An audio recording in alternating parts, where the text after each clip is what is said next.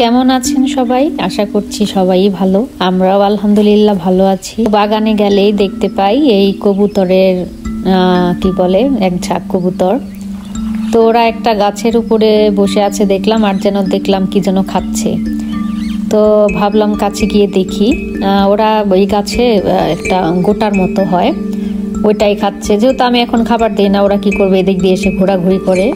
আর এই গাছের ছোট ছোট দানা হয়, সেগুলা খায়। তো অনেকক্ষণ যাবতই দেখছিলাম আর ভাবছিলাম কি খাচ্ছে, একটু কাছে গিয়ে দেখি। পরে দেখলাম কি যে এই গাছে দেখেন লাল লাল গোটা, কিসের জন্য দানার মতো। আসলে এই গাছে আর কিছুই ধরে না, ফুল কিছুই আসে না, ফলও ধরে না। এইটাই হচ্ছে মেন, যে ফলের মতো দেখতে এটাই ধরে। এটা কিন্তু মানুষ খেতে পারে না। এটা আসলে ফুলের মতো সৌন্দর্য বর্ধনই করে। পুরো গাছ ভর্তি গোটা হয়, তারপরে লাল লাল হয়। তো আমি কাছে গিয়ে একটা ভেঙে দেখলাম যে আসলে এটার ভিতরে কি আছে, কবুতর কি খাচ্ছে। পরে দেখলাম যে কালিজিরার দানার মতো কালো কালো ভিতরে এক ধরনের দানা, সেটা এটার ভিতরে আছে। আর পাকার পরে কবুতর খাচ্ছে, কাঁচা অবস্থায় খায় না।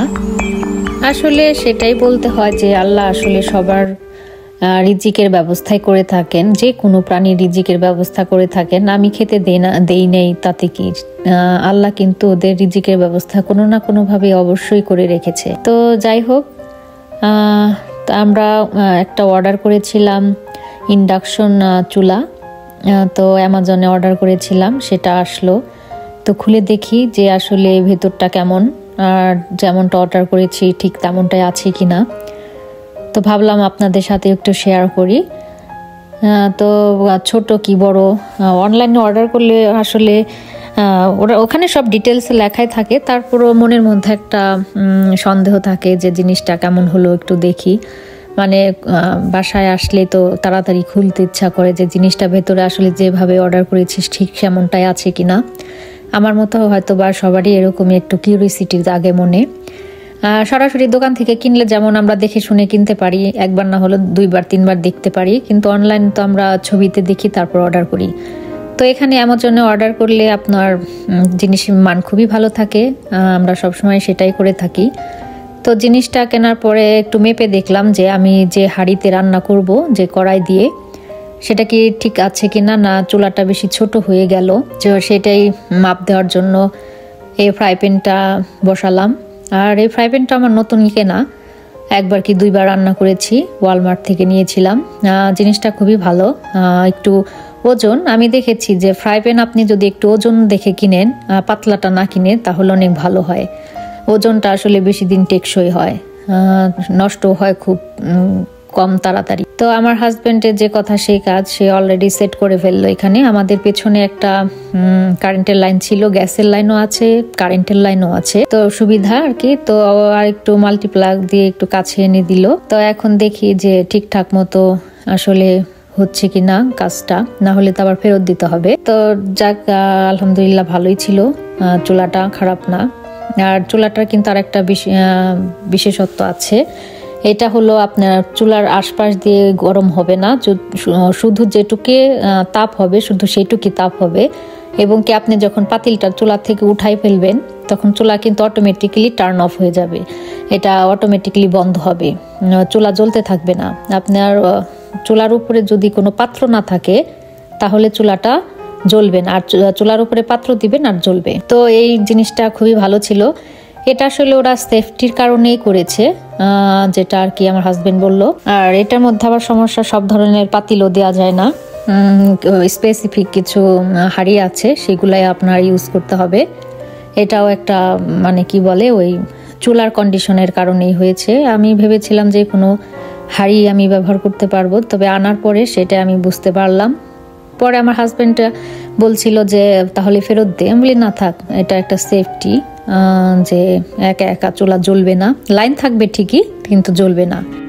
বাইরে ইন্ডাকশন চুলার উপরে মুরগির রোস্টের যে রানগুলা, ওগুলা ভাজতে দিয়ে এসে ভাবলাম যে ঘরে লবণের এই দানিটা আসলে কিনেছি টেমুর থেকে, ভাবলাম যে একটু লবণটা এটার মধ্যে ঢুকাই ফেলি।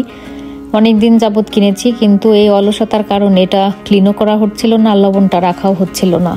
তো জিনিসটা আমার কাছে খুবই ভালো লেগেছে, অনেক কিউট দেখতে।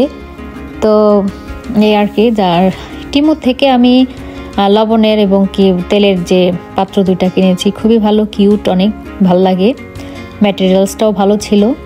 তো যাই হোক, ওয়েদারটা কিন্তু সেদিন একটু মেঘলা ছিল, বাইরে বৃষ্টি পড়ছিল হালকা, আর আমি এই ইন্ডাকশন চুলায় রান্না করছিলাম, বেশ ভালো একটা ফিলিংস হচ্ছিল, খারাপ না।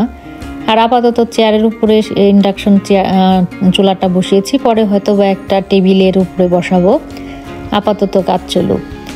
আর এই যে দেখতে পাচ্ছেন, এই বাসাতেও কিন্তু সেই কি বলে ডিশের লাইনের মতো যে ডিশ, এটা লাগানো আছে প্রায় মোটামুটি সব বাসাতে। এটা নাকি ইন্টারনেটেরও কাজ করে, আবার আপনি কোনো চ্যানেলও দেখতে চাইলে দেখতে পারেন। আমরা তো বাঙালিরা একটু তেল মশলা জাতীয় খাবার খেতে খুবই পছন্দ করি, বিশেষ করে আমরা রান্নাও করি এরকমই। তো অনেক বাঙালিরা এই ব্যবস্থাটা করে থাকে যে বাইরে একটা চুলা থাকবে, যে এরকম রান্না টান্না করবে বাইরে, ভেতরের চুলাটা তো নষ্ট হবে না, ময়লাও হবে না, তৈলাক্ত হবে না। তৈলাক্ত উঠাতে তো খুবই কষ্ট। তো এই ইচ্ছাটা আমার ছিল যে আমি বাড়ি কিনলে অবশ্যই ইনশাল্লাহ একটা বাইরে চুলার একটা ব্যবস্থা করব, বিশেষ করে বেগুন ভাজি আর হলো রোস্টের মাংস আর কি বলে মাছ ভাজি করতে গেলে ওহো, ফ্লোর তো নষ্ট হবেই হবে, চুলার পাশ দিয়েও নষ্ট হবে, ইভেন আপনার যে চুলার উপরে যে একটা ফ্যান থাকে, সেই ফ্যানের মাধ্যমে বাতাসটা বাইরে চলে যাবে, সেই ফ্যানটাও একটা সময় কি করে আটকে যায় তৈলাক্তর কারণে। তো এই অনেক বেশি সমস্যা। আর হচ্ছে গিয়ে যে এরকম আমি অনেক বাঙালির বাসাতেই দেখেছি আমেরিকাতে, যে বাইরে একটা চুলার ব্যবস্থা তারা করে।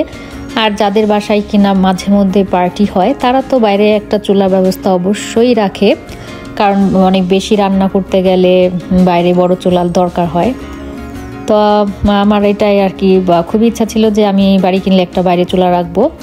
তবে সমস্যা হচ্ছে আমার কিচেন দিয়ে কোনো দরজা নেই, কিচেন দিয়ে দরজা নাই বলে আমাকে অনেক ড্রয়িং রুমের দরজা দিয়ে ঘুরে আসতে হয়।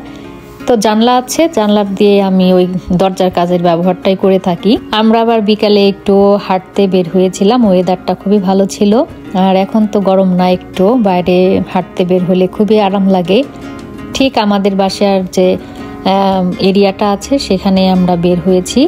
তো বাইরে হাঁটতে এসে একটা ব্যাপারই মনে হচ্ছিল যে এত সুন্দর রাস্তা, আসলে কোনো মানুষজনই দেখা যাচ্ছে না, মনে হচ্ছে আমরা দুইজনই, আসলেই আমরা দুইজনই ছিলাম। আর মাঝে মধ্যে দুইজন একজন দেখলাম, তারাও হাঁটতে বের হয়েছে। আসলে হয় কি, বিকালে তারাই হাঁটতে বের হয় যাদের আসলে হাঁটার দরকার হয় এবং সময় থাকে, আর যাদের নাকি পেট আছে, কুকুর বিশেষ করে, তারা কুকুর নিয়ে বের হয়। কুকুরকে তো আপনারা জানেনই, একটু হাঁটাতে হয় বাইরে, ওরা বাইরে যেতে পছন্দ করে। তো খুবই কম মানুষজন দেখা যায়, এত সুন্দর রাস্তা থাকা সত্ত্বেও আসলে কোনো মানুষজন নেই। আর বিকেলবেলা যে সূর্য ডুবছে এরকম একটা দৃশ্য খুবই সুন্দর লাগছিল দেখতে। আর আশেপাশের বাড়ি ঘরগুলাও খুবই সুন্দর, নিট অ্যান্ড ক্লিন। তো আমি বরাবরই বলে থাকি, আগেও অনেকবার বলেছি যে আমার আমেরিকার এই রাস্তাঘাট, তারপরে এই ফুটপাত খুবই ভাল লাগে। তবে লাস ভেগাসে একটাই প্রবলেম, সেটা হচ্ছে যে দেখেন আমার যে ফুটপাতে হাঁটছি তার ডান পাশে যে জায়গাগুলা, সেগুলা ক্যালিফোর্নিয়া হলে হতো কি, এখানে ছোট ছোট ঘাস থাকতো, অরিজিনাল ঘাস, আর এখানে দিয়ে রেখেছে ইটের খোয়া, কারণ এখানে ওইভাবে এই ঘাসগুলা বাঁচাতে পারবে না, বাঁচাতে গেলেও প্রচুর পানি লাগবে। তো এত পানি দিয়ে আসলে গাছপালা বাঁচানোটা খুবই একটা সহজ ব্যাপার না, এজন্য ওরা করে কি অনেক সময় ফেক ঘাসগুলা লাগায় রাস্তার পাশ দিয়ে। আর যে উপরে যে বড় গাছগুলা দেখতে পাচ্ছেন, এগুলা খুবই পানি কম লাগে, এগুলা পানি ছাড়াও অনেক সময় বেঁচে থাকে। তো ওদের আসলে এটা সিস্টেমই যে স্টেটের বা যে এরিয়ার যেরকম ওয়েদার, সেই অনুপাতে ওরা কিন্তু গাছপালা লাগায়। এখানে যেহেতু পানি কম লাগে, সেই পরিমাণ সেই টাইপের গাছপালাই লাগায়। আর ক্যালিফোর্নিয়াতে তেমন হয় যে পানি না দিলেও আসলে গাছ বেঁচে থাকে। তো ভাল লাগছিল অনেকদিন আমরা এই এরিয়াতে আসার পর, এখন পর্যন্ত আমাদের আসলে বাইরে হাঁটতে যাওয়া হয়নি, সময় হচ্ছিল না, তখন গরম ছিল।